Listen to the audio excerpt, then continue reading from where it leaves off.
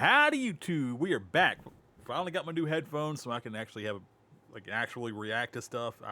It was weird playing Marvel Rivals with no headphones. I did not like it. It was not great, especially when you're playing with other people. We're going to start with legendary drops. We have a whole heap of things piled on today. We're going to start with legendary drops. Steam is exposing everyone. I assume this is something good about Steam, because let's face it, they're the only choice at this point.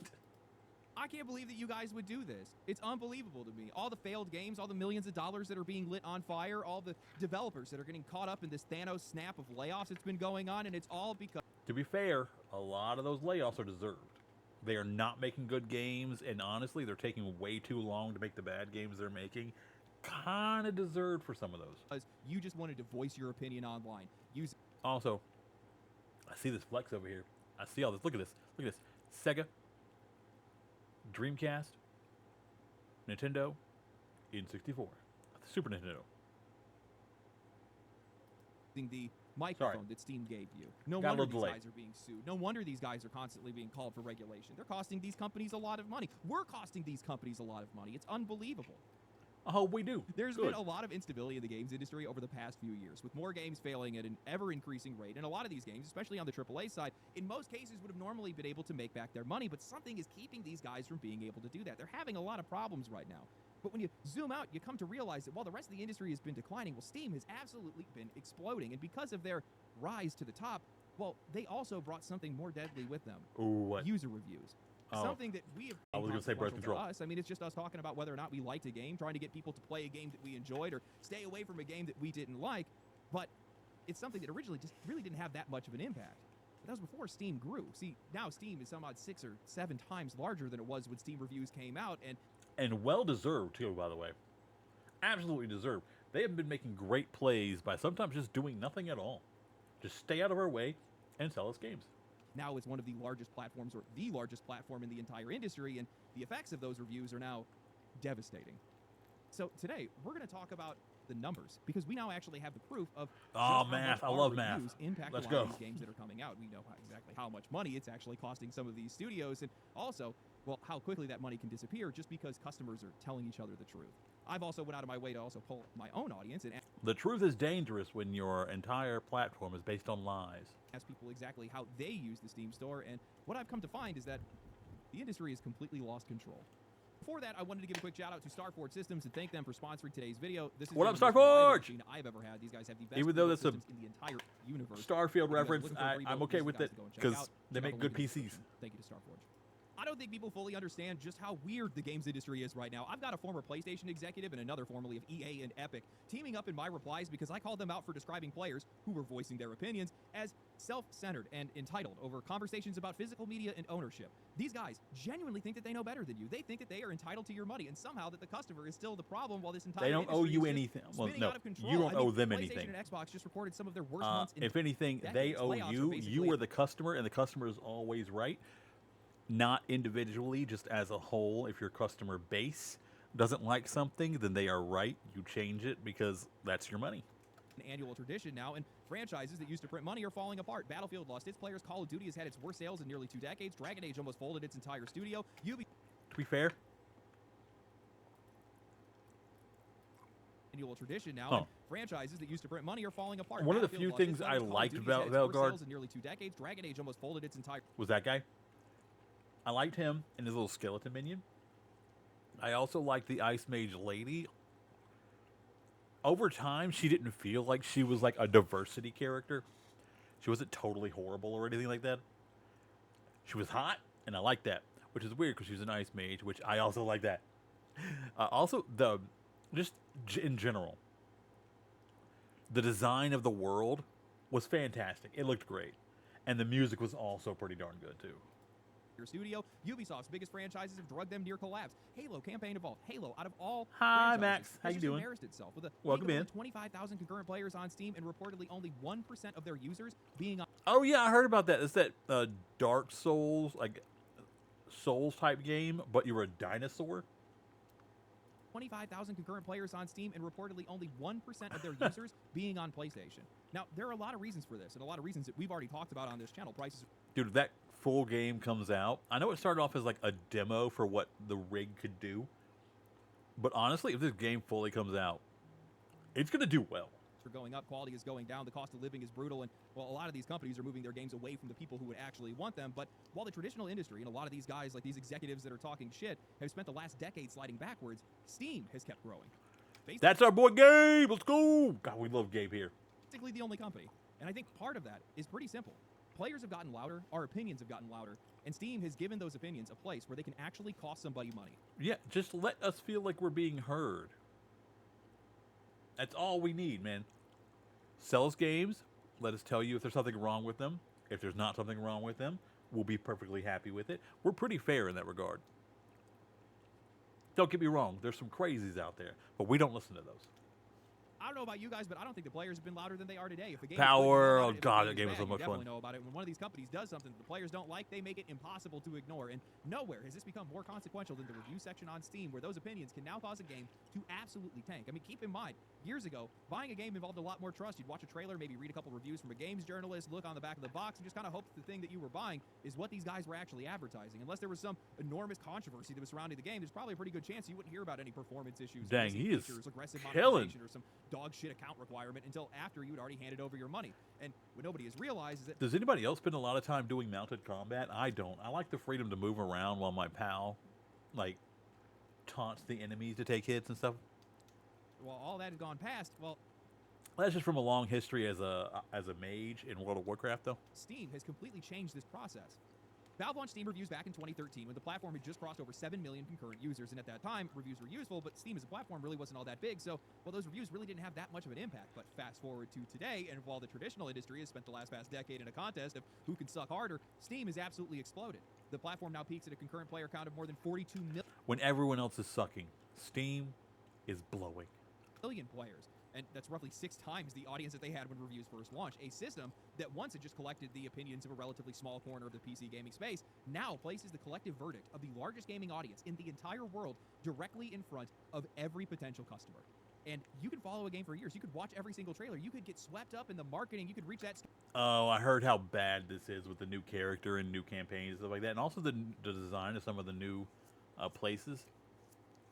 Like, they make it all shiny and weird when it really, really shouldn't be. Like the whole, like the vibe of Halo was some places were bright. It's mainly like outside places, but like it would get darker as you go to like express the dire situation that you're in. Love that. Such good ambiance. Store page with the full intent to buy. Man, you saved up the money, but then you see one word before you even reach that purchase button. Mixed.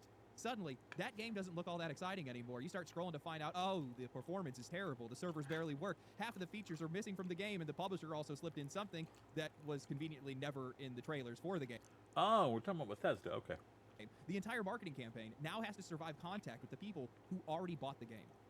And we finally have an idea of just how powerful that has become, how powerful we have become by extension. Games Discover Co. recently published the results of a study looking specifically at how people are using Steam reviews and how much those reviews influence their purchasing decisions. And when players were asked how often they check Steam reviews before buying, more than 70% said either always or most of the time. Huh. And the rating itself doesn't even have to be.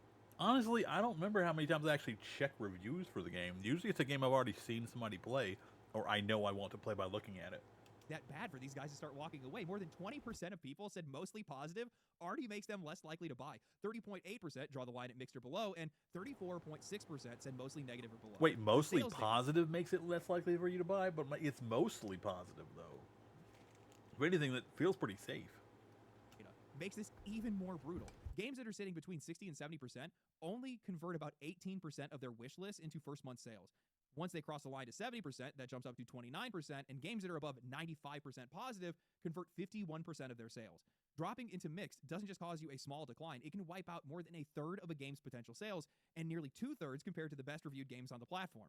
Now, I wanted to see if these numbers would actually hold up against a much larger group of people, so I ended up running my own polls just to be able to check the data, and I asked people whether a negative Steam review score had ever stopped them from buying a game that they had already intended to purchase. 17% of people said always. Another 71.8% said sometimes, and only 11.1% said never. Then I had asked what people do when they Honestly, again, I can't remember because I don't usually look at a lot of reviews. The reviews I watch are actually from like YouTube and like gamers that I actually trust. Like I like to watch Jeremy Johns play it, Legendary Drops. I don't really listen to whether Asmongold likes it or not. We'll be getting into that Stormfall girl. I like her a lot. She's got a sassy mouth on her. Notice a game has a mixed rating or lower, 63% of people said that they always go and read the reviews to find out why. Another 29.8% said sometimes, and only 6.3% said never. So nearly 9 out of 10 people have had Steam reviews interrupt a purchase that they intended to make already, and more than 9 out of 10 will also investigate the moment that they see that warning. These are not people that are aimlessly scrolling through Steam with no intention to buy anything. These are people that already knew about these games. They already had seen the trailers, they followed the coverage, and they developed enough interest to be able to actually go to that page, and they were considering spending money on it. The publisher had already done the hard part. They got them all the way to the store page. I don't remember and then the Snot people being who that already hard. bought Holy the game crap, dude. First, convince them to walk away. That is an insane amount of power for one little section of a store page to have. A company could spend 5 years and hundreds of millions of dollars trying to make a game. They could spend another $100 million trying to convince you to buy it. And then the most important part of the entire campaign comes down to 2 words written by Steam, and some guy that played it for 2 hours already returned it and said that the game deleted his save. At that point, the rating is... Okay, if the game is deleting your save, absolutely don't buy it. And if you bought it, get a refund immediately. That's not okay. Now a part of the product. A $70 open world RPG is not just a $70 open world RPG anymore. It's a $70 open world RPG with a mixed rating next to it. And for most people, that basically means, do I really feel like dealing with this? And looking at the data, most of the time, the answer is no. Now, if we go and we That's flip fair. that, I mean, you well, only we have get a so much completely time in the opposite world. answer. Some random indie game can come out of nowhere from a developer nobody has heard of with no massive marketing campaign. But if it says overwhelmingly positive, people immediately go, okay, what is this? Thousands of people have already taken the risk, and those people are giving that rating. You know what? level That's of fair. credibility. You are hearing from other gamers, and it's not like you're hearing from game journalists who aren't real gamers. So that's fair. That the developer would have never been able to actually buy through advertising, and that's huge. It's a huge reason why we're seeing a lot of these games exploding on Steam right now, while a lot of these massive Did that dinosaur summon another dinosaur to rush it? AAA releases are struggling. Steam doesn't Okay, care I love how it. much the game costs. They don't care how famous the publisher is or how bad some executive needs their bonus. If the game is good, the reviews can actually become the best marketing campaign in the entire world. If it's bad, well, it's probably going to bury it. Criticism used to live somewhere else. It was in magazines and videos and forums and social media posts, places that you would have to go looking for it. Steam took all of that and put it right in front of you while you still had your wallet out. Publishers have been dealing with people complaining about their games for years, but what they've never had to deal with is people that have been standing right beside the buy button telling everybody else not to press it. That I is pretty really think dangerous. The Steam review system is having a massive impact on the games industry right now. And most of these guys probably didn't even notice it happened because it just kind of happened slowly but surely over time. When you see a platform increase its player count by 6 or more times, that means that the volume of reviews is going to increase, but it also means that the amount of people that are reading those reviews are going to increase even more because somehow like 3% of players are the ones that actually leave any of these reviews. So if you put that into context with the percentage of numbers of people reading them, it's absurd how many people are actually reading these reviews and making decisions based on what those reviews are saying. And it's making them matter more and more. Do you guys And this is read the reviews? And if so, does it actually influence you? I know sometimes I read the reviews. I cannot remember any times that I have because it's so rare. But I do like to leave reviews after I'm done with the game. Specifically after I'm done like 100%ing a game, like its achievements and stuff like that. I will definitely leave a review on whether or not it was worth it or not. But if I'm 100%ing a game, then I enjoyed it enough to 100% that game. I don't 100% games that suck. It's all been happening while the rest of the industry has been declining. And I just think that these two things are lining up almost perfectly in this case. And the other thing that I think is really important to bring up, I really do, is that on Steam, you see the review score before you see anything else. It's literally planted right there next to the game's trailer. You have to scroll down to actually see the purchase, like whether you're going to buy the regular edition or collector's edition or whatever else. That's true. That's I not like slower. that. So the first thing that you're That's going to see is what player-friendly. everybody else is saying about the game, and of course that is going to have an impact on what you're thinking. This is a complete inversion of the dark patterns and just general marketing practices of basically any other industry. In most cases, companies want buy now to be the very first thing that you see, the option for you to be able to do that. But Valve, putting transparency first, transparency above all in this case, throws Cat, everything cat, that you we need got a in front cat. of you There's a before cat. you Cat can even warning. add to the cart. Wee woo, wee woo. Like psychologically, it's such an inversion of what so many of these companies are wanting, and I guarantee it just makes these guys so mad. And Oh, for you know, sure. from a business Absolutely. perspective, it makes sense for these guys because by doing that, they are lowering their rate of returns. They're also lowering any like customer service tickets that they have or anything like that. This is more of a strategic move than it is a benevolent one, but it absolutely drives these companies crazy. I know that for a fact because if you go and look at their platforms, buy now is the first thing that you see. It's the first option you have in some cases. The second you select that game screen, it automatically puts your cursor Sony on Xbox. And it just kind of goes to show with these with this review system, we don't have to trust anything that these guys say anymore. We can just listen to each other, listen to other players, their influence over the media, their marketing, their sponsorships, any of that stuff. None of it matters in the face of other players just explaining their experience to other people that bought the game. Yeah, but on the inverse, there's a lot of games I've played in my life because one of my friends said, "Hey, this is a really good game. You should play it." There's a lot of games I would not have played otherwise. So it works both ways. You just have to make a good game Before they buy it or whatever it might be. And they actually really can't do anything about it. The only choices they have is either, I guess, remove your game off of Steam, which you're definitely not going to do, but they either have to fix the issues, which is what we oftentimes see with games on Steam, or they just have to be okay with it being out there that players do not like this game and do not agree with the media and do not agree with anybody else about the game's condition or what the game represents. And man, these guys do not like that. That doesn't mean they don't try to stop it.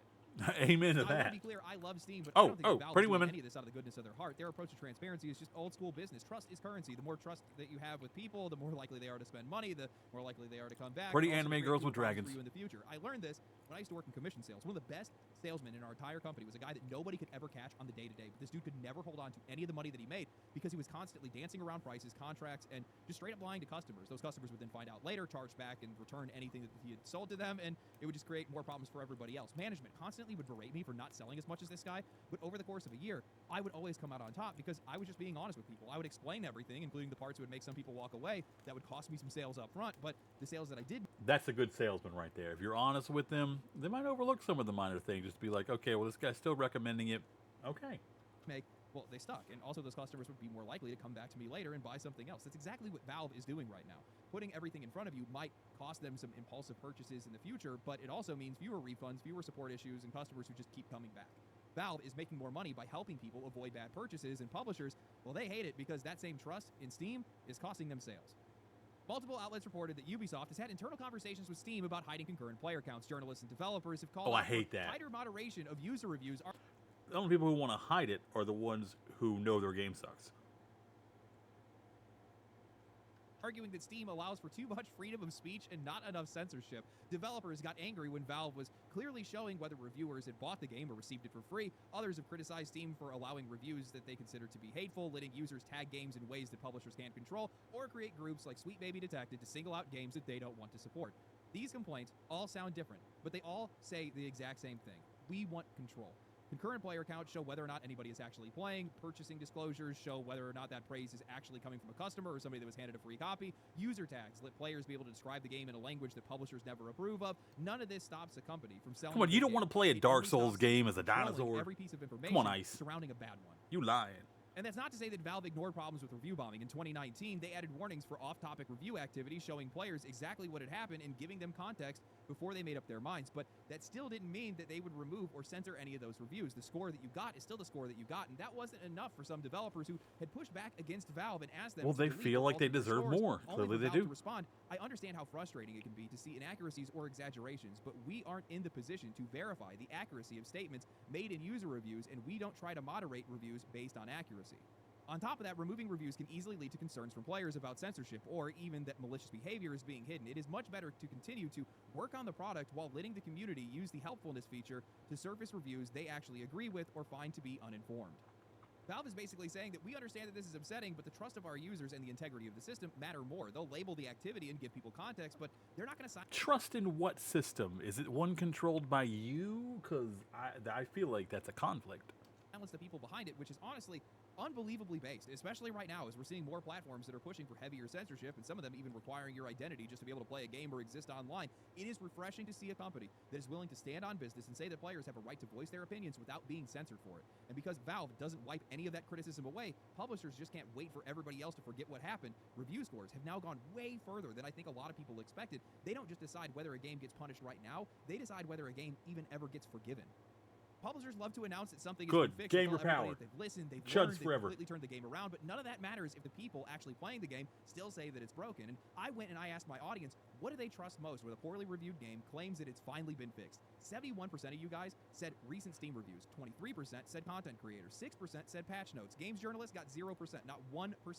I couldn't even round it up. I'm so proud of you guys. These guys lost the patch notes. And I think that says everything. The publishers can make the claim, developers can list every single change that they made, journalists can write a comeback story, and content creators can test it for themselves, but most people still want confirmation from actual customers. They want to see whether or not the people who were angry before have Yeah, the people who paid money for it and spent time on it, their opinion is going to matter way more than the people who actually made it and are way too close to the project. actually changed their minds. And I think that's another thing that Steam gets right. Recent reviews give developers a way back, but they have to earn it. They can't declare that the game has been fixed, launch a redemption campaign, and then reset the entire conversation. The score changes when the experience changes, and customers get to decide when that actually happens. That's probably why this system drives so many of these publishers insane. They don't get to control the original verdict. They can't erase what actually happened, and they don't get to decide when the audience forgives them. There is no reset button for these guys. Monster Hunter Wilds is probably the clearest example of all of this. That game had sold 10 million copies in its first month, but performance issues had dragged that game into overwhelmingly negative territory on Steam, and it only managed to get another million over the course of the following year. Capcom now says that the game has been fixed, but recent reviews still say that the game is mixed. Players are still reporting performance issues, and sales still haven't recovered. That game is now still being outsold by Monster Hunter Rise, a game that came out 4 years ago. That's what happens when the customers do not agree with the comeback story. Capcom can say that it's fixed, but they don't get to decide when everybody believes them, and that's the beauty of Steam reviews. A terrible launch can still stay attached to the game. A bad update still shows up in their review graph, and when these developers genuinely fix things, recent reviews... I have never played a Monster Hunter game, and I don't think anyone's ever successfully talked me into playing a Monster Hunter game. I don't know what it is. It doesn't feel like my vibe. Like, it looks good. It looks fun. It doesn't spark anything in me, though. Reviews can move things back in the opposite direction. Steam keeps it all there in case anybody wants to see it before they start handing over any money. As well they One should. review means almost nothing. 10,000 of them can stop sales, force a response, reverse a direction, or drag a game back from the dead.